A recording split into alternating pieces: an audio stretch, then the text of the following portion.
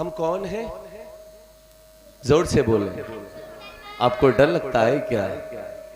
हमारा मजहब क्या है? इस्लाम क्या है? ये एक अकीदा है, एक नजरिया है। इस्लाम एक आला तर्ज हयात है। इस्लाम की अपनी एक अलग तहजीब है, अलग तमद्दुन है। इस्लाम दुनिया के तमाम मज़ाहिब में सबसे आला है, अनोखा है, निराला है। लेकिन इस्लाम आज तारीख के उस मोड़ पर पहुंच चुका है जिस मोड़ पर उम्मत मुस्लिमा बेपनाह पस्तियों में घिरी हुई है। मुसलमान अपनी रोजी रोटी अपने बाल बच्चों के चक्कर में उलझकर ये महसूस ही नहीं कर पाता कि वो अपनी तहजीब का कितना बड़ा नुकसान कर रहा है। थोड़े से नफे के लिए, चंद टकों के लिए अपनी मिल्लत, अपनी तहजीब का बेइंतहा नुकसान हम कर रहे हैं। और उसका नुकसान ये हुआ कि मुसलमान पूरी दुनिया में कुफार के हाथों मारा जा रहा है, काटा जा रहा है। ताकत है, पैसे हैं, हौसले हैं, 55-56 ममालिक मुसलमानों के हैं, लेकिन जिधर नजर डालो पस्ती ही पस्ती है, गहराई ही गहराई है। डॉक्टर इकबाल ने उम्मत के इस दुखड़े को बड़ी देर कबल बयान फरमाया। इकबाल कहने लगे, वो दीन जो बड़ी शान से निकला था वतन से, परदेश में वो दीन फिर गरीबुल गुरबा है। कुछ वजूहात होती हैं कौमों के उरूज पाने की, और कुछ वजूहात होती हैं दोबारा से पस्ती में चले जाने की। उम्मत मुस्लिमा जब उरूज में थी ना, तो ये समझ आती थी कि हम मुसलमान हैं, और मुसलमान अपना तारुफ बहैसियत मुसलमान कराते थे। आज हमारा तारुफ, हमारी बरादरी है, हमारे कबीले हैं, हमारे चाल चलन हैं, हमारा रंग रूप है। टुकड़ों में बटे हुए मुसलमान हर चीज पर फक्र महसूस करते हैं, औलाद पर भी, मुल्क पर भी, जायदाद पर भी। मैं कहता हूं इस पर भी तो फक्र महसूस करना चाहिए कि हम मुसलमान हैं। यहां आकर खून का दौड़ान तेज क्यों नहीं होता? सहाबाए किराम की जिंदगी हम टटोलते हैं ना, उन्हें सबसे ज्यादा कोई लफ्ज पसंद था तो वो मुसलमान का था। कौन सा लफ्ज? जोर से बोले। उन्होंने जिन जुमलों का अपने लिए इंतखाब किया वो ईमानदार के थे। और जब ये आयत करीमा नाजिल हुई सिराज अजीजी साहिब के, या अय्युहल्लज़ीना आमनू दुखुलू फिस्सिल्मी काफ़ा, ऐ ईमान वालों इस्लाम में पूरे पूरे दाखिल हो जाओ। तो इस्लाम जो है वो हमेशा हमेशा के लिए सहाबाए किराम का ओढ़ना बिछोना हो गया जी। अब वो खाते तो इस्लाम नजर आता, पीते तो इस्लाम नजर आता, चलते तो इस्लाम नजर आता, किसी से बात करते तो इस्लाम नजर आता। जब वो खाते तो इस्लाम नजर आता, वो जो करते तो इस्लाम नजर आता। सैयदना फारूक आजम से किसी ने पूछा, उमर सुना है तूने अपनी बरादरी छोड़ दी? कहा नहीं। किसने कहा? तो कहने वाले कहने लगे, कल तक तो अबू जहल के पास बैठा होता था, अबू लहब के पास बैठा होता था, उतबा के पास बैठा होता था, लेकिन अब अबू बकर के पास बैठा होता है, अब बिलाल के पास बैठा होता है, अब अबू हुरैरा के पास बैठा होता है। आप फरमाने लगे, मैंने दुनियादारों की बरादरी को ठोकर मारकर रसूलुल्लाह की आवाज पर लब्बैक कहा। क्या बात है, वाह भाई, जिंदाबाद, बहुत अच्छा, माशाअल्लाह। अब मेरी बरादरी उतबा नहीं, अब मेरी बरादरी शैबा नहीं, अबू जहल नहीं, अब मेरी बरादरी वो है जो मेरे रसूल का कलमा पढ़ती है। वाह वाह वाह वाह वाह वाह, सुभान। अब वो मेरा भाई है जो मेरे महबूब का कलमा पढ़ता है, चाहे वो कलमा पढ़ने वाला हबशा का ही गुलाम क्यों ना हो। यही बिलाल थे कि जब तक हुजूर की गुलामी में नहीं आते ना, तो उमर जैसी शख्सियत हबशा की तरफ थूकना भी अपनी शान के खिलाफ समझते थे। लेकिन बिलाल जब हुजूर की गुलामी में आए और उमर ने कलमा पढ़ा, तो मस्जिद नबवी के अंदर हाथ चूम कर बोसा लेकर कहा, क्या कहा? अंता सैयदुना, यार तू तो हमारा सरदार है, तू तो हमारा सरदार। और ये कौन कह रहा है? ये 22 लाख मुरब्बा मील का तने तनहा हाकिम, एक सूबे का हाकिम नहीं, एक मुल्क का हाकिम नहीं, 22 लाख मुरब्बा मील का तने तना हाकिम। कौन? उमर। जिसके हवाले से मुस्तफ़ा फरमाए मेरा उमर जिस रास्ते से गुजर जाता है शैतान भी रास्ता बदल लेता है। बेशक बेशक। सारे सहाबा दरे रिसालत पर खुद चल के आए, लेकिन उमर उस जात का नाम है कि जिसको मेरे महबूब ने अपने रब से मांगकर खुद लिया है। क्या बात है। उमर उस जात का नाम है कि जिसके मशवरे से तकरीबन 21 या 22 कुरान की आयतों का नुज़ूल हुआ। बेशक। ऐसी पावरफुल ताकत कि कैसरो किसरा के बादशाह खत लिखे उमर मुलाकात का वक्त दो ना। क्या तो बात। फारूक आजम में लिखे चलो भागो ना, वक्त नहीं। लेकिन एक वो बिलाल जिसका कोई प्रोटोकॉल नहीं था, बेशक। जब वो रास्तों से गुजरता तो छोटे छोटे बच्चे कंकर मार, बेशक। लेकिन हुजूर की गुलामी का नतीजा देखें कि वक्त का हाकिम हाथ चूम कर कह रहा तू हमारा सरदार है।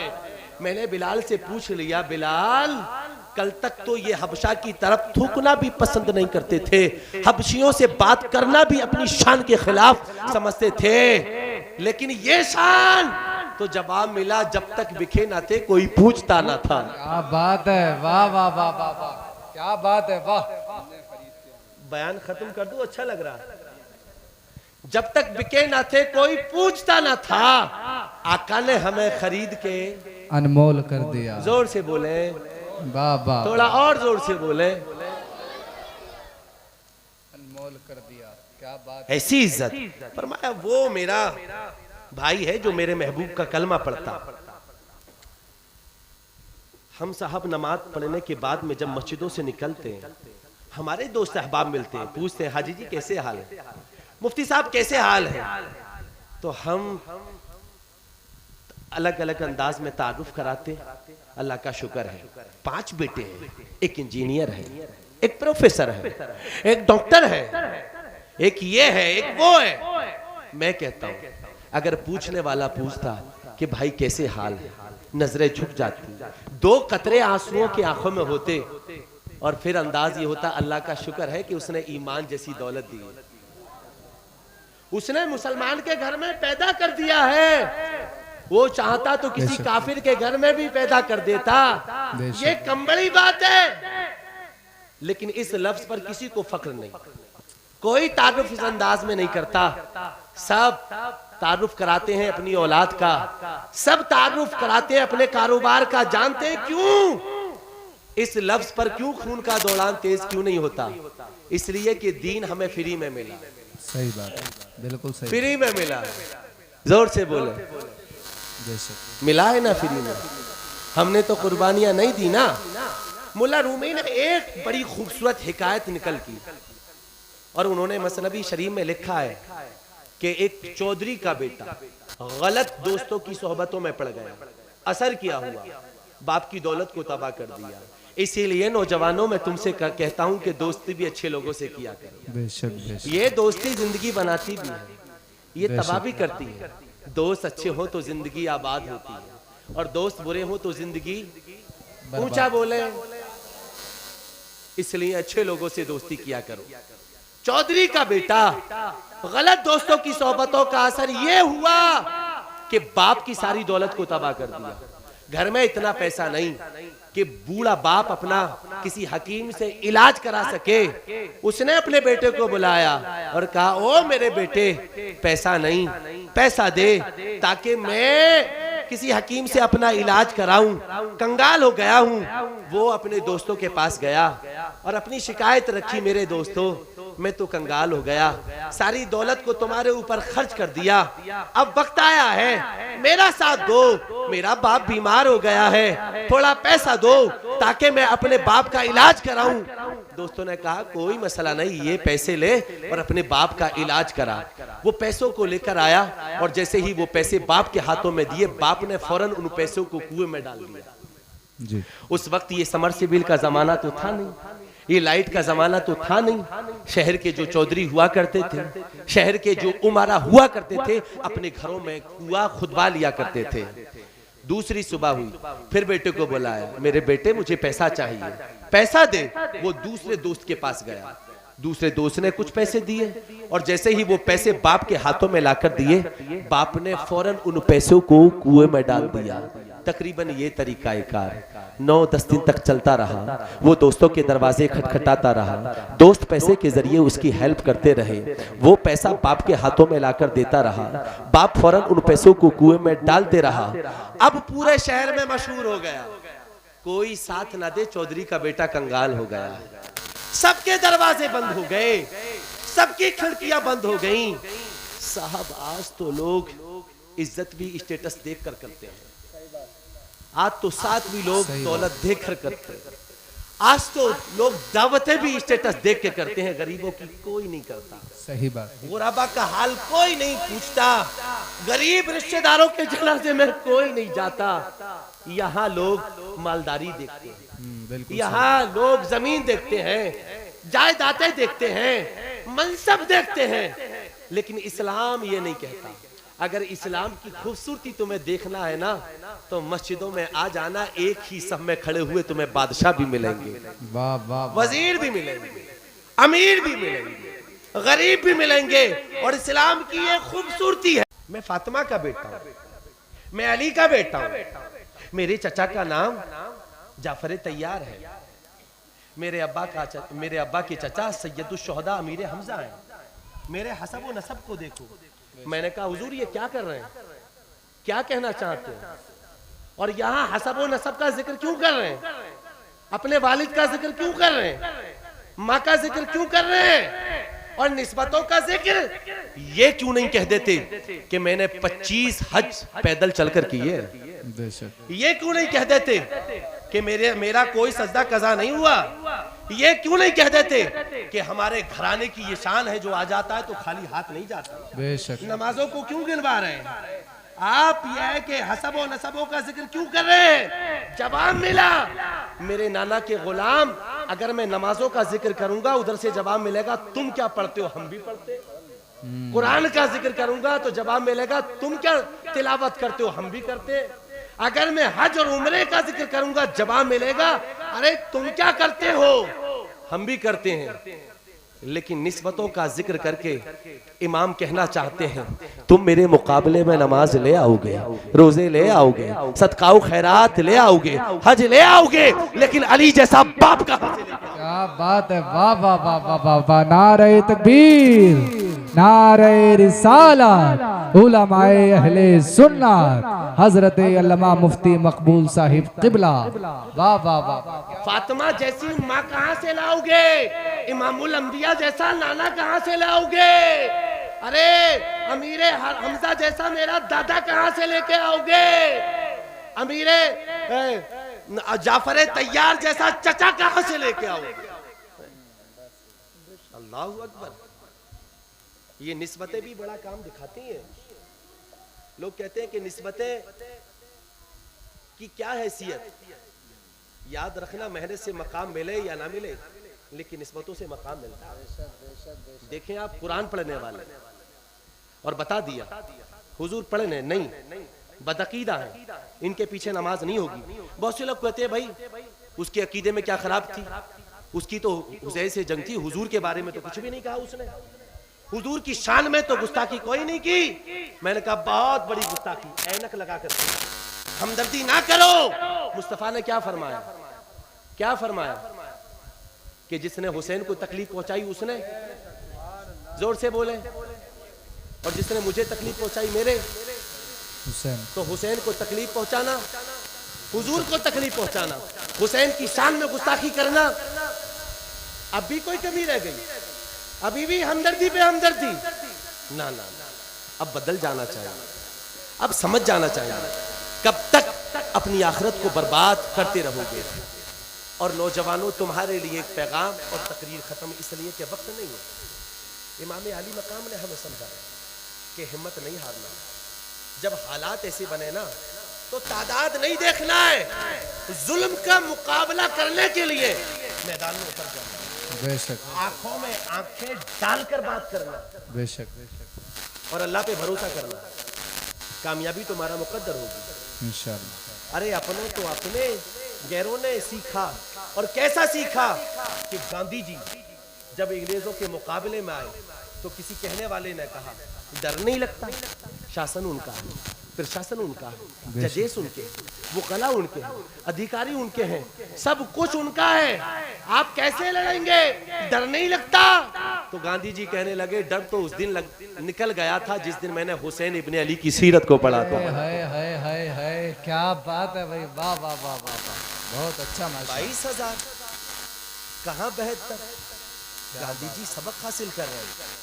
हमने सिर्फ यह है कि इमामी आली मकाम को नजरो नियाज तक महदूद रखा। ना ना, नजरो नियाज भी करिएगा, पानी की सबीले भी लगाइएगा और इस अंदाज में लगाइएगा, दुनिया वालों को बता दीजिएगा हम वो कौम है कि हमारे इमाम पर 3 दिन के लिए पानी बंद किया गया था, लेकिन आज दुनिया वालों देख लो, पूरी दुनिया में पानी की सबीले लगी। वाह वाह वाह वाह वाह वाह, बहुत अच्छा। आप नहीं करेंगे, लेकिन मिशन इमाम हुसैन क्या है? जालिम की आंखों में आंखें डालकर बात करना, जालिम के हाथों में हाथ नहीं देना है, ये नहीं कहना है कि हालात बहुत खराब है। आज औकाफ का मसला है, आज हमारी मस्जिदों का मसला है, आज हमारी खानकाहों का मसला है, वो जमीनें जो हमारे बाप दादा ने अल्लाह की रिजा के लिए वक्त की थी उनका मसला है, कुरान की बेहुरमती का मसला है, एनआरसी का मसला है। जब इस तरह के मुद्दे सामने आते हैं तो हमने बहुत सारे खानकाइयों को भी ये कहते हुए सुना कि साहब ये हमारा काम नहीं है, हम खानकाई हैं। मैं उनसे कहना चाहता हूं कि क्या तुम हुसैन इब्ने अली से बड़े खानकाई हो सकते हो? क्या तुम्हारी खानकाह हुजरा फातिमा से बड़ी खानकाह हो सकती है? बात है भाई, क्या तुम हुसैन इब्ने अली से बड़े सज्जादा नशीन हो सकते हो? क्या बात। जब इस्लाम के लिए, नामूसे रिसालत के लिए अपनी खानकाह छोड़कर वो मैदान में उतर सकते हैं, तो तुम कब उतरोगे? तुम क्यों नहीं उतर सकते? ना ना ना, हमें बहुत कुछ सीखना है। 72 लाशें पड़े हुए हैं, कोई शिकवा नहीं, कोई नोहा नहीं। नाना का जुब्बा पहना, अमामा पहना, जुल्फकार हैदरी को हिम्मत के साथ तुम्हें सिखाया, नौजवानों डरना नहीं है, थककर नहीं बैठना है, हिम्मत के साथ तुम्हें खड़ा होना है, इसलिए कि अंधेरा तुम्ही से छटेगा। बेशक, इलाकों में उजाले तुम ही लेके आओगे। आने वाले वक्त में मस्जिदों से ला इलाहा इल्लल्लाह की सदाएं तुम्हारे जरिए बुलंद होंगी। बेशक, तुम्हें ही दीन की हिफाजत करना है, तुम्हें ही हुजूर की इज्जत पर पहरा देना है, हिम्मत नहीं हारना है। हमारे यहाँ क्या, अगर किसी का इंतकाल हो गया, थोड़ा सा नुकसान हो गया, सर पकड़ कर बैठ जाते हैं, ना नमाज ना कुरान की तिलावत, लेकिन कसम खुदा की 72 लाशें पड़े हुए हैं करबला के मैदान में, ना नमाज छूटी है किसी की, ना पर्दा छूटा है। कोई शिकवा नहीं, कोई नोहा नहीं। और एक पैगाम मैं अपनी माँ बहनों को देने लगा हूँ, वो रब को लानो तान करती है, शिकवे पे शिकवा, शिकायत पे शिकायत, हाय हाय। और आज सिराज भाई हमारे यहाँ इमाम अली मकाम को हाय हाय करके याद किया जाता है। याद रखना, हम हाय हाय हुसैन वाले नहीं, हम वाह वाह हुसैन वाले। वाह वाह वाह वाह वाह वाह वाह।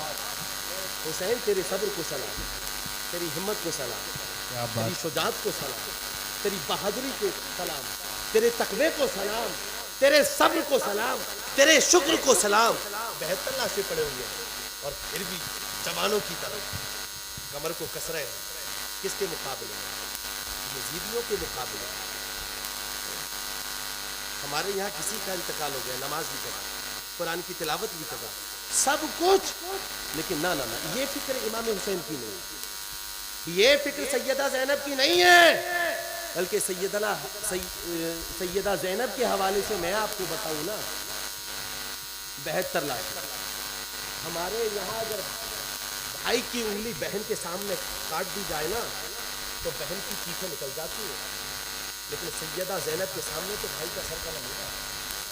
अपने बच्चे चले गए, भतीजे चले गए, भाई चला गया, लेकिन ज़ैनब तेरे हौसले को सलाम।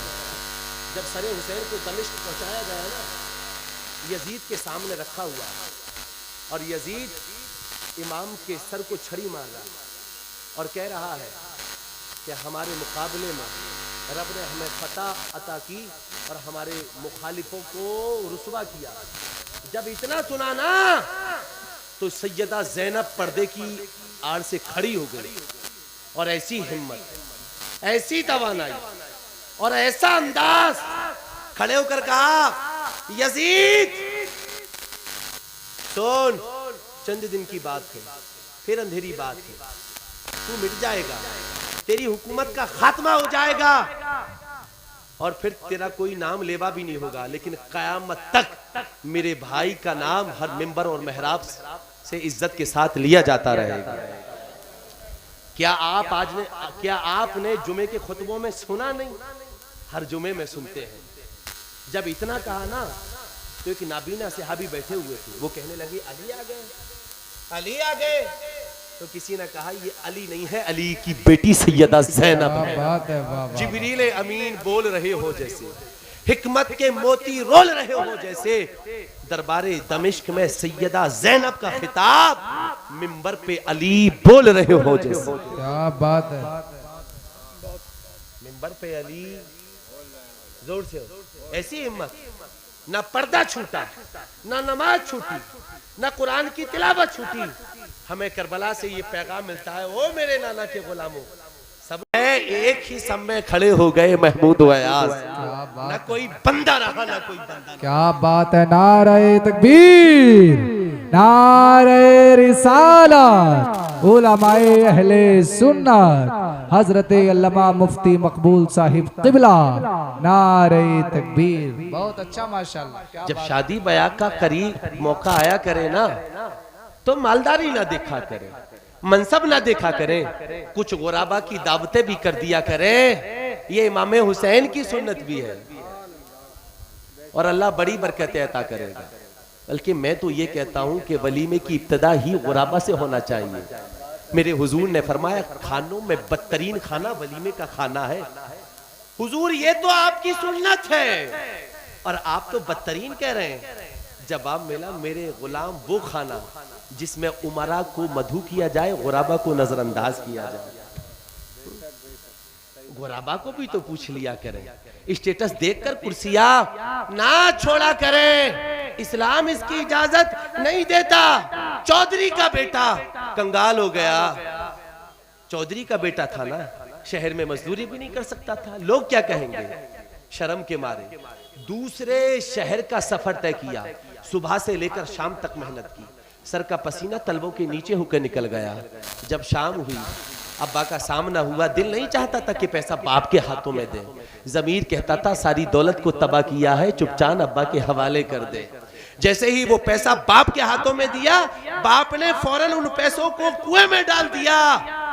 नौजवान की चीख निकल गई, वो कहने लगा अब्बा आप सटिया गए, जर्रा बराबर भी शर्म नहीं आई। बेटे ने सुबह से शाम तक मेहनत की है, पसीना तलवों के नीचे होके निकल गया। बाप कहने लगा बच्चा आज क्यों चीखता है, मैं तो 9 दिन से लगातार फेंक रहा हूं। वो कहने लगा अब्बा वो पैसा मेरे दोस्तों का पैसा था, उधार के पैसा था, ये पैसा मेरी मेहनत की कमाई है, खून पसीने की कमाई है, इसलिए दर्द होता है। बाप कहने लगा हुआ ना दर्द, पता ना चला कि मेहनत की कदर, मेहनत की कमाई की क्या कदर होती है, मेहनत की कमाई की क्या कीमत होती है। आज खुद कमा कर लाया तो एहसास हुआ। मुल्ला रूमी तड़प गए, नतीजा खस किया, दिल पे रख के अब मेरे जुमलों को सुने।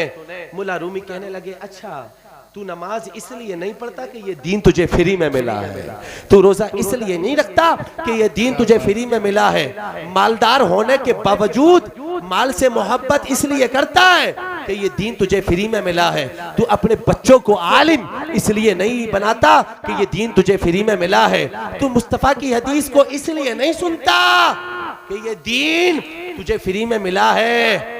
5 वक्त की अजानें सुनने के बाद तेरे कान पर चूं इसलिए नहीं रखती कि ये दीन तुझे फ्री में मिला है। अल्लाह तुझे पैसा दे तो पैसा खर्च करना, उम्रे के लिए जाना और मदीना शरीफ में जन्नतुल बकी में सैयदा आबिदा ताहिरा फातिमा ज़हरा रज़ी अल्लाह अन्हा की कब्र पर हाजिरी देना और उनसे पूछना तो सैयदा तुझे बताएंगी नादान इस दीन की बका के लिए मेरे लाल ने एक नहीं 72 जानिसारों को करबला के मैदान में कुर्बान। क्या बात है, नारे तकबीर, नारे रिसालत उलमाए अहले सुन्नत जिक्र शुहदाए करबला नारे तकबीर। बहुत अच्छा मुफ्ती साहब। अजाने फज्र सुनने के बाद में 250 ग्राम की चादर हमारे वजूद से नहीं हटती, और इसी नमाज के तहफ्फुज़ के लिए मेरे इमाम ने एक नहीं 72 सरों का नजराना पेश कर किया। क्या मुसलमानों तुम्हें जवाब नहीं देना? और करबला का पैगाम, मेरे इमाम का पैगाम, हालात कैसे भी हो मेरे नाना के गुलामों, चारों तरफ से निजो और भालों से वार किया गया, वजूद छलनी छलनी हो गया, तपती धूप हो, सर पे तलवार हो, यजीदी भीड़ हो, लेकिन मुसलमानों नमाज का वक्त हो जाए तो नमाज नहीं छोड़नी। ये करबला का पैगाम है। क्या हमें जवाब नहीं देना? आज के बाद भी हम नमाजों को तर्क करेंगे?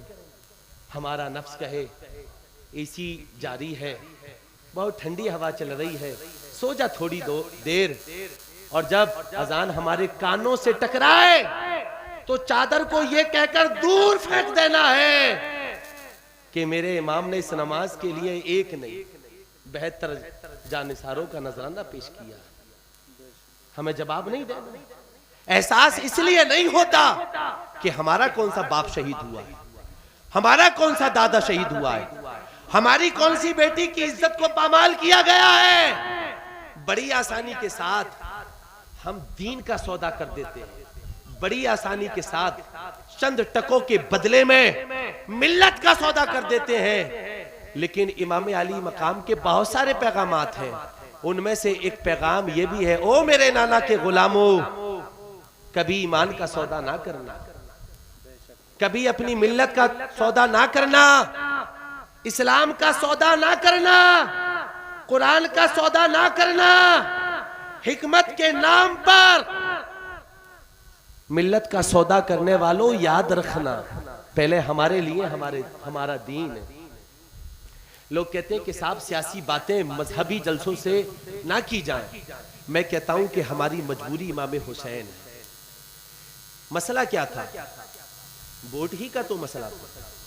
अगर यजीद नमाजी होता, मुत्तकी होता, परहेजगार होता, वो शराबी ना होता, मेरा विजदान बोलता सबसे पहला वोट इमाम हुसैन का हो।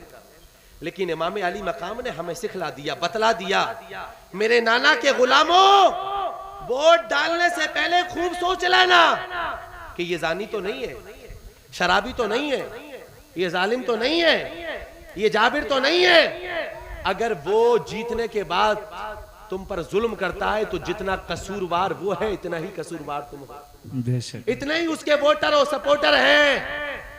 हमें खूब देखना है कि सामने वाला कौन है। इमाम अली मकाम का एक पैगाम ये भी है, ओ मेरे नाना के गुलामों, नमाज पढ़ने से पहले देख लेना इमाम का अकीदा क्या है।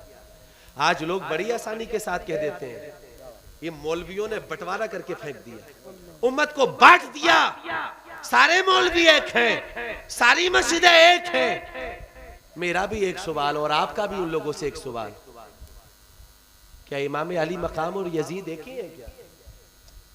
इधर 72 है, इधर 22,000 है। कितने हैं? कितने हैं? जोर से बोले। अकल कहती है इमाम ये क्या कर रहे हैं, ये 22,000 है, इनके पीछे नमाज क्यों नहीं पढ़ लेते? और याद रखना, ये कुफ्र और इस्लाम की जंग नहीं, ये हक और बातिल की जंग, ये अच्छे अकीदे वालों की बदअकीदों से जंग, ये मुखलिस मुसलमानों की नाम निहाद मुसलमानों से जंग, ये मुसलमानों की दीन के गद्दारों से जंग, ये मुसलमानों की दीन के मुनाफिकों से जंग। इमाम क्यों नहीं पढ़ लेते? आज हमें यही कहा जाता, अरे वो तो 40 लाख लोगों की इमामत करते हैं, शेखुल हदीस है, शेखुल अदब है। लेकिन इमाम ने हमें बताया कि शेखुल हदीस ना देखना, शेखुल अदब ना देखना, ये ना देखना कि ये काबे का इमाम है, ये मस्जिद नबवी का इमाम है, ये ना देखना कि ये 1 करोड़ के इज्तिमा में दुआ कराता है, ये देखना कि इसका अकीदा कैसा है। क्या बात है, वाह वाह वाह वाह वाह वाह, बहुत अच्छा माशाल्लाह मुफ्ती साहब। ये बंटवारा तो भाई इमाम हुसैन ने किया। क्या बात है। यजीद को और इमाम को हक पर कहने वाला मुसलमान कैसे हो सकता है यार? सही या तो हक पर यजीद है या फिर ये हुसैन है, और हमारा अकीदा है कि यजीद हक पर नहीं। सही बात। और जिनको आज भी यजीद से हमदर्दी है तो वो रिश्तेदारी कर ले यजीद से। सही बात है। आज भी कहते हैं वो हक पर था। जालिमों, शर्म नहीं आती? नबी पाक का दिल आज भी दुखाते हो और कहते हो कुर्सी की लड़ाई थी। अरे कुर्सियां उनके पीछे भागा करती हैं, वो कुर्सियों के पीछे नहीं भागा करती। क्या बात है, वाह वाह। कुर्सियां क्या है और सियासत क्या है, ये उनके बड़े भाई इमाम हसन ने अमीर माविया को सौंप कर बता दिया कि हम वो लोग नहीं जो कुर्सियों के पीछे भागे। बेशक बेशक। अरे जिनके नाना पर आयतुल कुर्सी का नुजूल हुआ हो वो कुर्सियों के चक्कर में, क्या बात है। उन पर कुर्सी का इल्जाम लगाते हो। ना ना ना, ये अकीदे की लड़ाई। सब कुरान पढ़ने वाले, सब नमाजें पढ़ने वाले, सब हज करने वाले, और इमाम अली मकाम ने आखिर खुतबा भी दिया। और जानते हैं करबला के मैदान में खड़े होकर क्या कहा? ओ यजीदियो, ओ भेड़ियो, देखो गौर से देखो मैं कौन हूं। मैं रसूलुल्लाह का नवासा। गौर से काम लेना, गिरेमार ना फाड़ना, ना चीखना। ये कौन सा इस्लाम है कि हाय हाय हाय सीना कूट गए? अच्छा। ना ना ना, ये इस्लाम नहीं है। और गम वो मनाए जिसका हुसैन मर गया हो। बेशक। हमारा हुसैन तो जिंदा है। जोर से बोले हमारा हुसैन। दलील दूं? लेंगे दलील? बच्चा जब सामने होता है ना, अब्बा कहता है जिंदा है, माँ कहती है जिंदा है, खालाएं कहती हैं जिंदा है, मामू कहते हैं जिंदा है। आज तक किसी मरने वालों को किसी ने जिंदा कहा? जोर से बोले। इमाम अली मकाम नाना के सामने है, जिंदा है। सैयदा फातिमा जहरा के सामने है, मौला अली के सामने है, हसन के सामने है, जाफर तैयार के सामने है, जिंदा है। यजीदियों के सामने है, सर कलम हो गया। यजीदियों ने कहा मुर्दा है, अल्लाह के कुरान ने कहा मुर्दा नहीं, ये जिंदा है। वाह वाह वाह। नारे तकबीर, नारे रिसालत, उलमाए अहले सुन्नत, हजरत अल्लामा मुफ्ती मकबूल साहिब क़िबला, नारे हैदरी। वला तक़ूलू लिमन युक़तलू फ़ी सबीलिल्लाहि अमवात बल अहयाउ वलाकिन ला तशऊरून। जो अल्लाह की राह में शहीद किए गए उन्हें मुर्दा, बल्कि वो कमी किसकी है? तुम्हारी, लेकिन तुम्हें शऊर नहीं। तो कुरान ने उन्हें जिंदा कहा, तो फिर मातम किसका? अरे मातम तो मुर्दों का किया जाता है, किसका मातम? हाँ, हमारा नजरिया ये है, हमारा अकीदा ये है कि उनके साथ जो जालिमाना सुलूक किया गया, इसका अफसोस हमें भी रहेगा, हमारी नस्लों को रहेगा। लेकिन इमाम अली मकाम और उनके जानिसारों की शहादत हमारे लिए बाइस फख्र। कुरान ने मुझे जिंदा किया। ये है करबला। नमाज नहीं छोड़ो, मुसीबत पर सब्र से काम लो, भाइयों के साथ मोहब्बत से पेश आना। और कैसे पेश आना, आप एक और सुन लें यार, इसलिए कि मैं शहादतें नहीं सुना रहा हूँ, मैं फिक्र इमाम हुसैन, तालीम इमाम हुसैन, भाइयों से मोहब्बत से पेश आना। आते हैं आप अपने बड़े भाइयों से मोहब्बत से पेश, लेकिन आज के बाद आएंगे हमें अपने भाइयों से कैसे पेश आना। इमाम हुसैन के एक भाई है मोहम्मद बिन हनफिया, क्या नाम है? जोर से बोलें। ये मौला अली की दूसरी बीबी से इमाम हुसैन इनके घर बैठे हुए, किसी बात को लेकर इख्तिलाफ हो गया। आप कहने लगे आज के बाद तेरे घर नहीं आऊंगा, चले गए इमाम। तो लोगों ने कहा मोहम्मद बिन हनफिया तूने इमाम को नाराज कर दिया, और वो कह के गए तेरे घर नहीं आऊंगा, अब वो नहीं आएंगे, तूने शहजादा रसूल को नाराज कर दिया। उन्होंने कहा ज्यादा बकवास ना करो, मेरा भाई है वो आएगा, आएगा, भाई तो मेरा है, अगर आप कहो तो अभी बुलाऊं। कहा बुला के दिखाओ। खत लिखा, भाई अस्सलाम वालेकुम, मेरे भाई, मेरे प्यारे भाई, आप मेरे भाई हो ना, फर्क कितना है। तुम एजाज में बस मुझसे इतने आगे हो कि तुम सैयदा के बेटे हो। क्या बात है। तुम्हारा नाना इमामुल अंबिया है, लेकिन तुम मेरे भाई हो ना। लेकिन आपके नाना की हदीस है कि दो भाइयों में झगड़ा हो गया, बड़े भाई ने या छोटे भाई ने। जिस भाई ने पहले माफी मांगी और जिस भाई ने पहले सुलह की वो पहले जन्नत में जाएगा। जी मेरे भाई, मैं भी आ सकता हूं मुलाकात के लिए, लेकिन आप मेरे भाई हो। मैं तुमसे पहले जन्नत में नहीं जाना चाहता, इसलिए कि मैं आगे आगे तुम पीछे पीछे। जी ये आपकी शान के खिलाफ है, ये खिलाफ अदब है। आप अंदाज देखें खत लिखने का। मैं आपके पीछे से जन्नत में जाना चाहता हूँ।